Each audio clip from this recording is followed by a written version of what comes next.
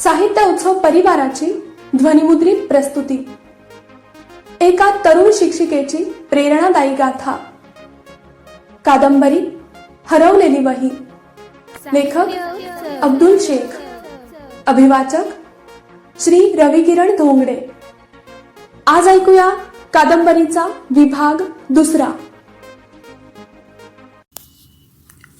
प्रकरण 9. उलगडतं रहस्य. गावाच्या चौकात घडलेल्या त्या नाट्यमय घटनेनंतर गावकरी सरपंचाविरुद्ध आवाज उठवू लागले.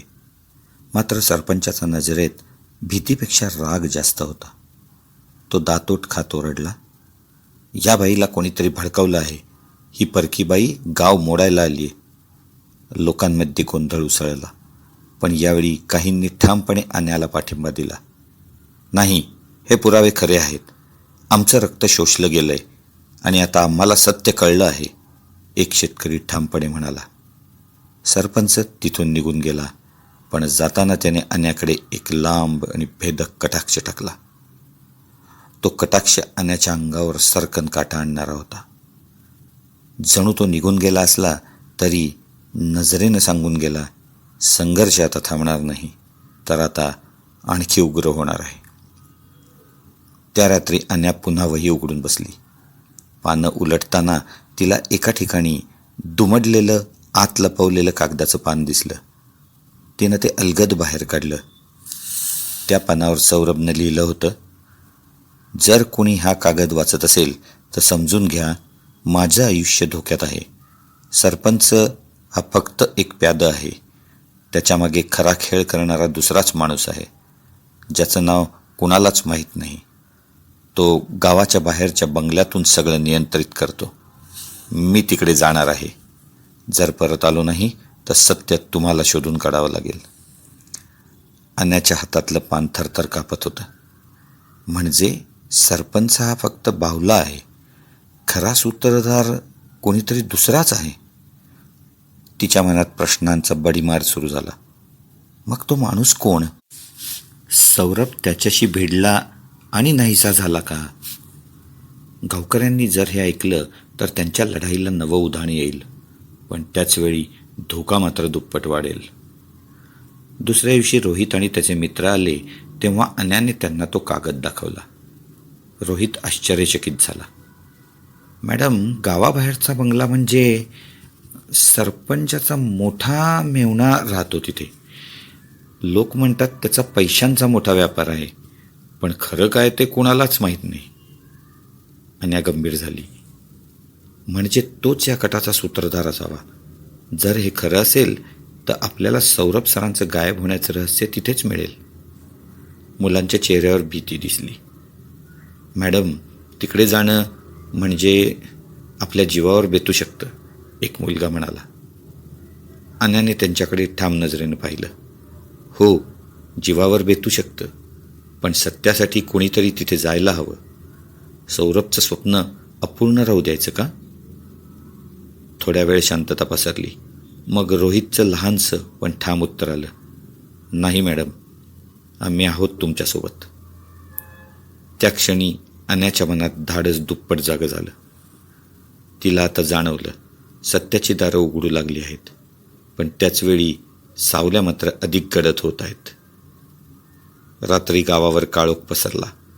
अन्या खिडकीत उभं राहून दूरच्या आकाशाकडे पाहत होती. तिला तिथून दूर गावाच्या बाहेरच्या डोंगर कड्याजवळच्या बंगल्याच्या छतावर एक लुकलुकणारा दिवा दिसत होता. जणू तोच तिला बोलावत होता, इथे ये, तुझ्या प्रश्नांची उत्तरं इथेच आहेत. प्रकरण 10. काळ्या बंगल्यातील गुपित.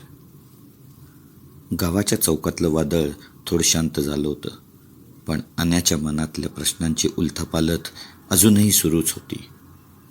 सौरभच्या वहीतलं दडलेलं पान आणि गावाबाहेरच्या बंगल्याचा उल्लेख तिच्या मनावर कोरला गेला होता.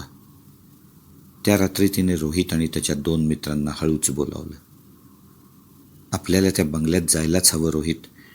सौरभ सर कुठे नाहीसे झाले याचं उत्तर तिथेच आहे, ती ठाम आवाजात म्हणाली.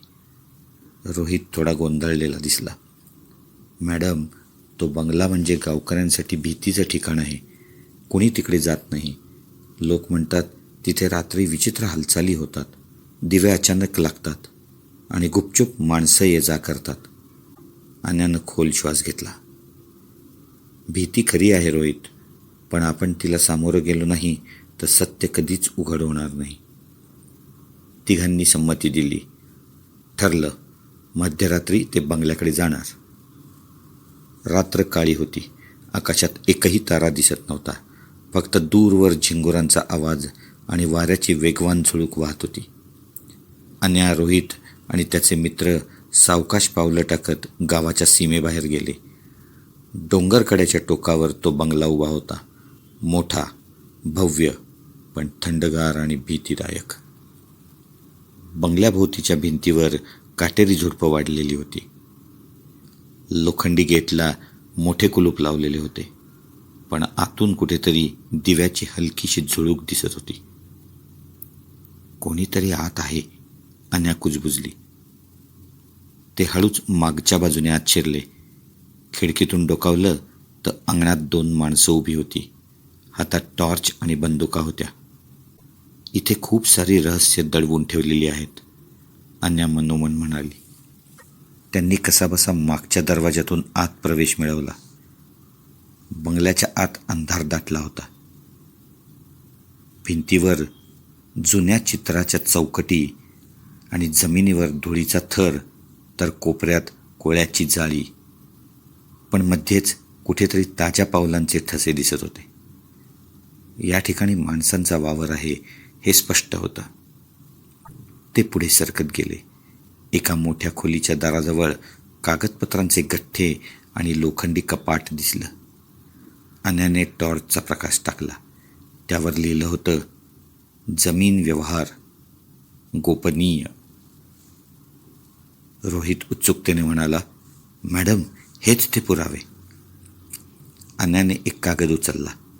त्यात गावातील शेतकऱ्यांच्या जमिनींच्या नोंदी होत्या आणि सगळं नियंत्रण वसंतराव नावाच्या माणसाच्या स्वाक्षरीखाली होतं. हे नाव आहे तर खऱ्या सूत्रधाराचं.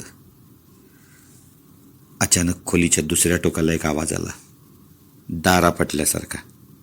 सगळ्यांचे अंग थरथरले. त्यांनी वळून पाहिलं तर एका अंधाऱ्या कोपऱ्यातून दबक्या पावलांनी एक उंच माणूस पुढे आला. चेहरा सावलीत लपलेला, पण त्याच्या हातात बंदूक होती. इथे काय चाललंय? त्याचा आवाज गुरगुरला. अन्या आणि मुलं गोठून उभी राहिली. तो जवळ आला आणि त्याचा चेहरा दिव्याच्या प्रकाशात न्हावून निघाला. तो होता सरपंचाचा मेहुणा वसंतराव. म्हणजे तुम्हीच आहात तर या सगळ्याचे खरे सूत्रधार. अन्याचा आवाज थरथरत होता. वसंतराव थंड हसला. हो, आणि सौरभसारखंच तुम्हालाही आता सत्य शोधण्याची किंमत मोजावी लागेल. त्या क्षणी अन्याला जाणवलं, ती ज्या उत्तरांच्या शोधात होती त्याच उत्तरांनी आता तिचा जीव धोक्यात घातला आहे. आता सत्य उलगडलं होतं आणि हे सत्य गावकऱ्यांसमोर यायला हवं होतं, पण त्यासाठी एक कठीण संघर्ष अनिवार्य होता. प्रकरण 11. भीतीचा सामना. बंगल्याच्या अंधाऱ्या खोलीत वसंतराव समोर उभा होता. हातात चमकती बंदूक आणि चेहऱ्यावर क्रूर स्मित घेऊन. सत्य शोधायला आलात? मग त्या सत्याबरोबरच तुमची कहाणी इथेच संपेल, तो गुरगुरला. अन्या आणि मुलं क्षणभर स्तब्ध झाली, पण अन्याने स्वतःला सावरलं. जर आम्ही घाबरलो असतो तर इथे आलोच नसतो. तुझं साम्राज्य खोट्यावर उभं आहे आणि खोटं जास्त दिवस टिकत नाही वसंतराव, ती ठाम आवाजात म्हणाली. वसंतराव हसला. सौरभने असंच म्हटलं होतं, आणि मग तो कुठे गेला माहीत आहे ना? नाही, तुम्हाला अजून कळालेलं नाही. त्याच्या शब्दांनी मुलं घाबरली. म्हणजे सौरभ सर जिवंत आहेत की काय? रोहितने थरथरत्या आवाजात विचारलं. वसंतरावनं थोडा वेळ मौन धरलं. मग डोळ्यात भयानक चमत्कार आणत म्हणाला, जिवंत आहेत की नाही ते तुम्हाला लवकरच कळेल, पण आता मात्र तुम्ही माझ्या हातात आहात हे विसरू नका. तो पुढे सरकत असतानाच अचानक बाहेरून कुत्र्याच्या भुंकण्याचा आवाज आला. वसंतराव चालता चालता थांबला. आणखी कोणीतरी आलं इथं. अन्याने त्या क्षणाचाच फायदा घेतला. तिने टेबलावर ठेवलेलं जुनं लालटेन उचलून जमिनीवर आपटलं. पेट्रोलचा वास पसरला आणि छोटीशी ठिणगी उडाली. खोलीभर धूर पसरला आणि एकच गोंधळ झाला. पळा! अन्या ओरडली. मुलं दाराकडे धावली. वसंतराव शिव्या देत मागून धावला, पण धुरामुळे नीट दिसत नव्हतं. त्याचे पाय अडखळले. अन्या आणि मुलं कशी तरी मागच्या अंगणातून बाहेर पडली. बाहेर काळोख दाटला होता. फक्त विजेच्या कडकडाटाने अधूनमधून प्रकाश पडत होता. ते धावत डोंगरकड्याच्या दिशेने गेले. मागून वसंतराव आणि त्याचे साथीदार बंदुका घेऊन ओरडत होते. गोळ्यांचा आवाज रात्रीच्या शांततेला चिरत होता. अन्याची छाती धबापत होती. श्वास फुलला होता. मुलं घाबरून पळत होती. जीव वाचवण्यासाठी धडपडत होती. बंदुका त्यांचा पाठलाग करत होत्या. जर इथून सुटलो नाही तर हे पुरावे आणि सत्य कायमचं दडपलं जाईल, अन्या मनोमन म्हणाली. शेवटी ते गावाजवळ पोचले. तिथे बरेच शेतकरी वादळापासून वाचण्यासाठी गोठ्यात बसलेले होते. अन्याने धापा टाकत त्यांच्यासमोर पुरावे उघडले. हे बघा, हाच तुमच्या सगळ्या दुःखाला खरा कारणीभूत आहे. वसंतराव. लोकांनी दस्तऐवज वाचले. फोटोंकडे पाहिलं आणि त्यांच्या चेहऱ्यावर रोषाची ज्वाला पेटली. म्हणजे तोच आमच्या जमिनी लुटतोय तर, कोणीतरी ओरडलं. त्या क्षणी वसंतरावही तिथे पोहोचला. पण आता चित्र बदललं होतं. त्याच्यासमोर अन्या आणि मुलं नव्हती, तर सगळा गाव उभा होता. गावकऱ्यांनी काठ्या दगड हातात घेतले. वसंतराव थबकला. त्याच्या चेहऱ्यावरची खात्री आता भीतीत बदलली होती. अन्याने ठाम आवाजात म्हटलं, सत्य दडपता येतं, पण नष्ट करता येत नाही. आज गाव ते दाखवून देईल. त्या क्षणी गावकऱ्यांचा रोष उफाळला. वसंतराव मागे हटू लागला, पण त्याला जाणवलं आज त्याची सुटका सहज होणार नाही. अन्या आणि मुलं गावकऱ्यांच्या सोबत उभी राहिली. त्यांनी पहिल्यांदा भीतीला तोंड दिलं होतं. आणि त्या अंधारात जिथे काही क्षणांपूर्वी मृत्यूचं सावट होतं, तिथे आता लोकांच्या डोळ्यात नव्या आशेची ज्वाला पेटली होती.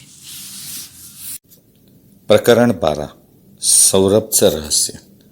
गावकऱ्यांच्या संतापामुळे वसंतराव गडबडून गेला होता. तो कसाबसा तिथून पळ काढून अंधारात नाहीसा झाला. गावकऱ्यांनी पुरावे हातात धरले आणि ते अन्याभोवती जमले. मॅडम, तुम्ही आमचे डोळे उघडले. आजपर्यंत आम्ही अंधारात होतो. तुम्ही आम्हाला सत्याच्या उजेडात आणून उभे केले, एक शेतकरी भावूक आवाजात म्हणाला. पण अन्याच्या मनात अजूनही एक प्रश्न तडफडत होता. सौरभ सर कुठे आहेत? ती वहीचं लपवलेलं पान पुन्हा पुन्हा वाचत होती.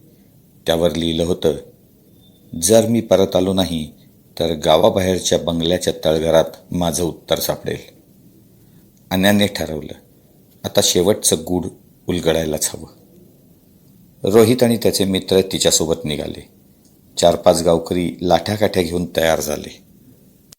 रात्र अजून काळी झाली होती. विजेच्या कडकडाटात आकाश चिरलं जात होतं.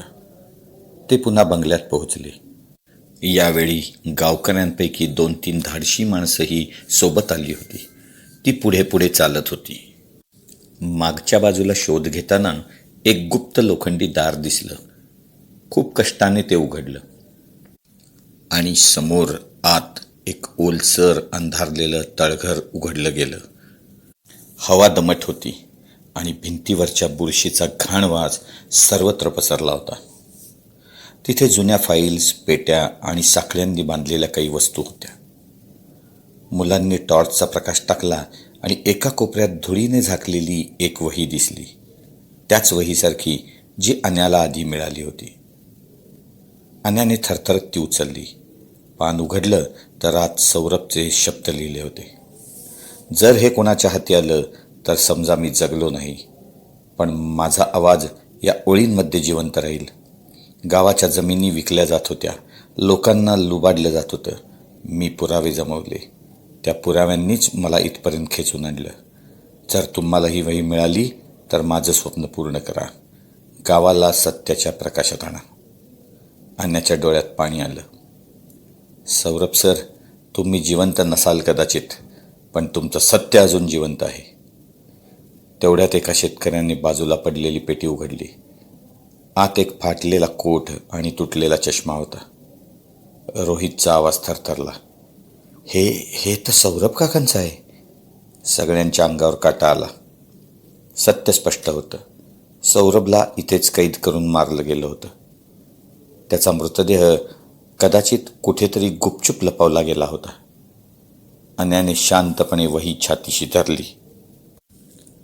त्यांनी प्राण गमावले, पण आपल्याला मार्ग दाखवून गेले.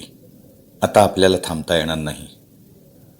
दुसऱ्या दिवशी सकाळी अन्या आणि गावकरी तळघरातून आणलेले पुरावे सगळ्यांसमोर घेऊन आले. जमलेल्या लोकांमध्ये रडारड सुरू झाली. सौरभ सरांना ओळखणाऱ्या बायांनी हंबरडा फोडला आणि रागाचा उफाळा गावकऱ्यात पसरला. सौरभ सरांचं बलिदान आम्ही विसरणार नाही. गाव आता पेटून उठेल, कोणीतरी जोरात ओरडलं. गावकऱ्यांच्या मनात भीतीऐवजी आता ज्वाला पेटली होती. ते एकजुटीने उभे राहिले. अन्या मनोमन म्हणाली, सौरभ सर, तुम्ही नाही आहात, पण तुमचं स्वप्न आता हे गाव पूर्ण करणार आहे. त्या रात्री शांत आकाशाखाली घराच्या खिडकीत बसलेली अन्या वहीतलं शेवटचं वाक्य वाचत होती. सत्य मरत नाही, ते नेहमी कुणाच्या न कुणाच्या हातून पुन्हा जन्म घेतं. आणि तिला जाणवलं, सौरभ सरांचं सत्य आता तिच्या आणि या गावाच्या रक्तात भिनलं आहे. प्रकरण 13. गावाचा उठाव. सकाळच्या उन्हाने गाव उजळलं होतं, पण लोकांच्या चेहऱ्यावर मात्र संतापाचं सावट पसरलं होतं. कालपर्यंत गावकरी भीतीने डोकं झुकवून राहत होते, पण आज त्यांचे डोळे ज्वालाग्राही झाले होते. अन्या शाळेच्या मैदानात उभी राहून त्यांच्या चेहऱ्याकडे पाहत होती. तिच्या हातात अजूनही सौरभची वही होती. ती वही आता फक्त कागदाचा गठ्ठा राहिली नव्हती, तर गावाच्या लढ्याचं प्रतीक बनली होती. आपण किती दिवस गप्पा बसणार? एक म्हातारा शेतकरी हातात काठी घेऊन पुढे आला. आपल्या जमिनी लुटल्या, पोरं पोटभर जेवणाला आसुसली आणि आपण फक्त हो म्हणत राहिलो. पण आज पुरे झालं. सौरभ सरांचं बलिदान आपण वाया जाऊ देणार नाही. गावकऱ्यांच्या हृदयात पेटलेला राग आता घोषणांच्या रूपात बाहेर येऊ लागला. सत्य हवंय, न्याय हवाय, वसंतराव आणि सरपंचाला शिक्षा झालीच पाहिजे. गावाच्या चौकात मोठी सभा जमली. अन्या, रोहित आणि त्याचे मित्र पहिल्या रांगेत उभे होते. अन्या पुढे सरसावली. तिचा आवाज ठाम होता आणि डोळ्यात वेदना आणि धाडसाचं मिश्रण होतं. गावकऱ्यांनो, तुम्हाला माहीत आहे की मी बाहेरची आहे. इथे माझं घर नाही, माझी जमीन नाही, पण मी इथे शिकवायला आले आणि मला या गावातच माझं खरं कुटुंब सापडलं. तुमचं दुःख, तुमचे अश्रू हे माझे झाले आहेत. सौरभ सरांनी जे सुरू केलं ते आपण पूर्ण करूया. अन्यायाचा शेवट करून या गावाला पुन्हा उभं करूया. सभेत टाळ्यांचा कडकडाट झाला. तेवढ्यात गावाच्या चौकात गाड्यांचा आवाज घुमला. काळ्या जीपमधून सरपंच आणि त्याचे काही साथीदार उतरले. सरपंचाच्या चेहऱ्यावर नेहमीसारखं आत्मविश्वासाचं हसू होतं, पण गावकऱ्यांचा संताप पाहून तो क्षणभर दचकला. काय चाललंय रे इथे? त्याचा आवाज गरजला. गावाची जमीन माझ्या नावावर आहे. तुमच्यासाठी मी झटतोय. मी तुमच्यासाठी रस्ते, कारखाने आणतोय आणि तुम्ही माझ्या विरुद्ध बंड करता. गावकऱ्यांमध्ये कुजबूज सुरू झाली, पण यावेळी कोणी डोकं खाली केलं नाही. अन्याने वही उचलून सरपंचाच्या समोर धरली. हे बघा पुरावे. तुम्ही आणि तुमचा मेवणा वसंतराव, तुम्हीच आमच्या गावाचं आयुष्य लुटलं आहे. जमिनीचे बनावट व्यवहार, धमक्या आणि खूनसुद्धा. सौरभ सरांचं बलिदान यासाठीच झालं. आज तुम्ही लोकांच्या न्यायालयात उभे आहात. गावकऱ्यांनी एकच घोषणा दिली, सरपंच राजीनामा द्या. सत्य जिंकणारच, गावाला न्याय मिळणारच. कोणीतरी दगड भिरकावला. सरपंचाचे साथीदार दगडफेक टाळायला पुढे सरसावले, पण रोहितच्या गावकऱ्यांच्या सोबत आजूबाजूच्या गावाचे गावकरीही हजारोंच्या संख्येने एकजुटीने उभे राहिले. कोणी त्याच्या गाड्यांवर दगड फेकले, कोणी काठ्या उगारल्या. पहिल्यांदाच गावकऱ्यांनी भीतीला झुगारलं होतं. रोहित उभा राहून ओरडला, आपण सगळे एक आहोत, एकत्र आहोत. आता कुणी आपल्याला हरवू शकत नाही. गोंधळाच्या मध्यभागी वसंतराव तिथे धावत आला. त्याच्या चेहऱ्यावर घाम, डोळ्यात वेडेपणा होता.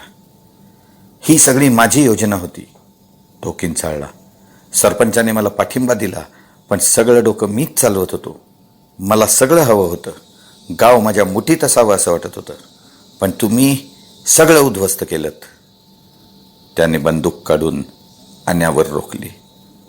गावकऱ्यांनी भयचकित होऊन पावलं मागं घेतली. क्षणभरासाठी पुन्हा भीती दाटली, पण यावेळी अन्या मागे सरली नाही. ती ठाम आवाजात म्हणाली, सत्याला बंदुकीने रोखता येत नाही वसंतराव.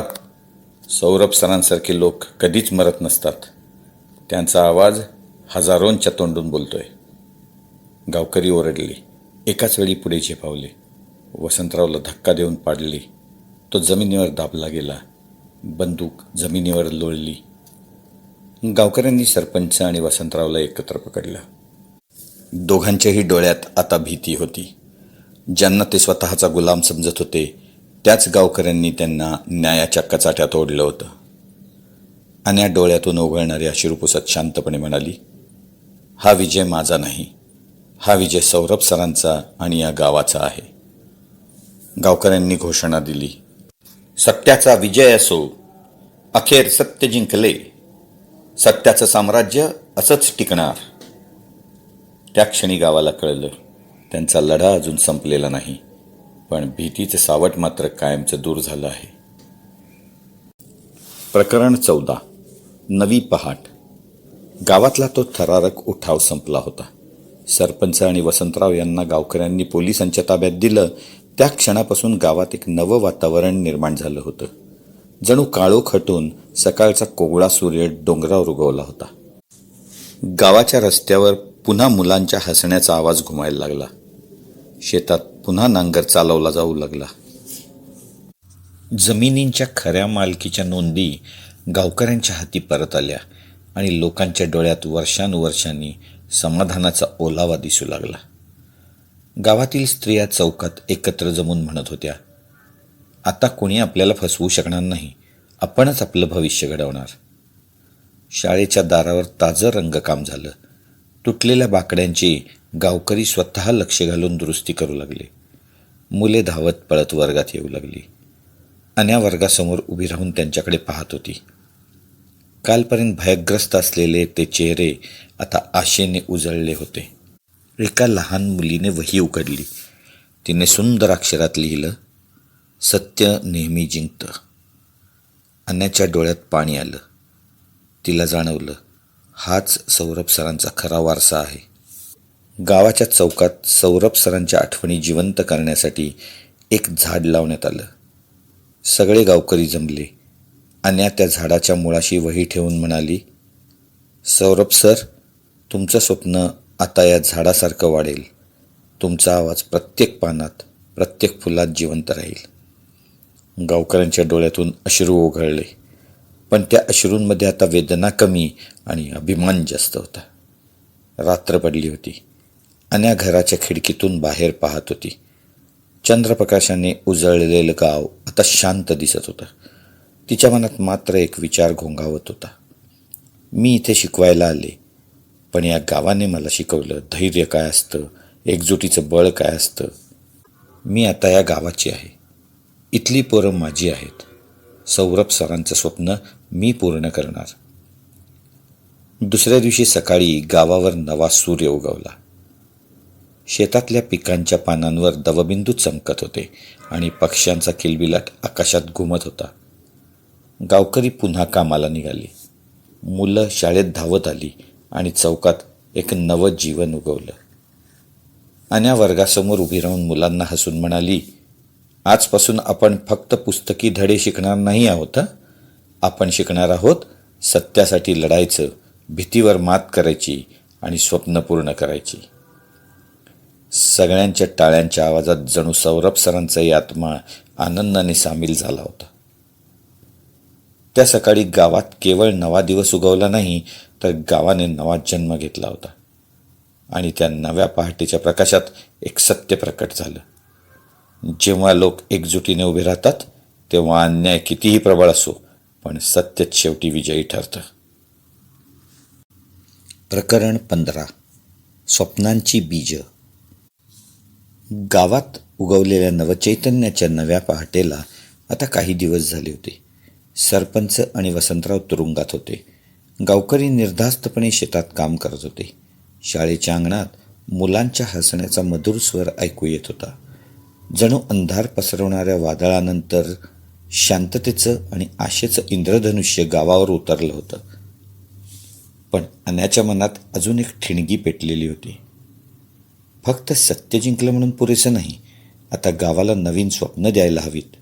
त्या स्वप्नांना रुजवून त्यांना उगवायला मदत करायला हवी. एके दिवशी अन्या मुलांना शिकवत होती.